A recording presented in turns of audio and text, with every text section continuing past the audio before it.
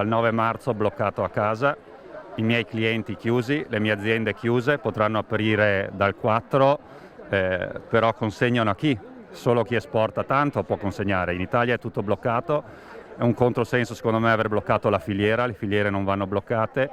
E poi voglio portare la testimonianza che mi ha generato rabbia e commosso allo stesso tempo ieri di un mio cliente a cui ho fatto una telefonata, chiesto come stavano, titolare, marito e moglie nell'attività, quindi il reddito deriva per la famiglia solo da quell'attività.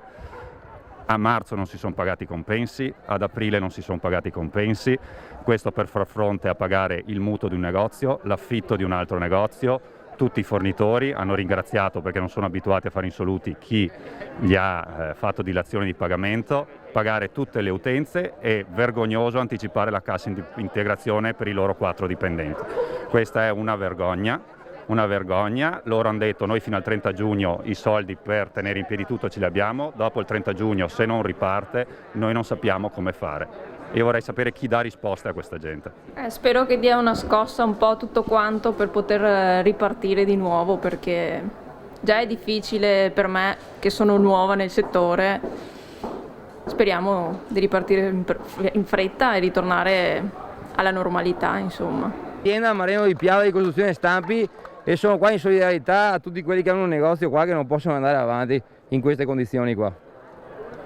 Non ho altro da dire, siamo veramente ridotti male. La cartoleria è in corso, ci siamo dati una mossa per far aprire un po' tutto quanto, perché qua si muore tutti quanti, se no non ci sono alternative, o si affronta la situazione o se no il virus si fa morire più in economia, non di malattia. Purtroppo la situazione è questa e dopo 2 mesi bisogna darsi da fare, perché sennò non ci sono alternative. Finalmente abbiamo visto un segno positivo da tutti i commercianti di Conegliano che ormai sono stanchi. Fateci aprire, abbiamo bisogno di lavorare, e questo è un bel segno, una bella protesta in un contesto di questo mondo con questo problema di questo virus qua. Una protesta tranquilla, serena, e vedo che è ben compattata con tanti negozianti, veramente. Dico solo quello che dicono tutti, abbiamo un estremo bisogno di riaprire, non ce la facciamo veramente più. Il governo deve darsi una mossa, veramente. Non è possibile andare avanti così, è la nostra dignità. Per la nostra dignità di lavoratori. Abbiamo proprio la necessità di vivere, la necessità di continuare e non portare avanti questa povertà che sta uccidendo il paese. Il governo deve fare subito 3 cose: pagare la cassa integrazione immediatamente e dare i soldi come i veri paesi a fondo perduto. Non può mettere la gente con le spalle al muro di dover indebitarsi per poter andare avanti. Conviene chiudere, non serve indebitarsi, o lo Stato dà i soldi a fondo perduto o si chiude, non c'è alternativa.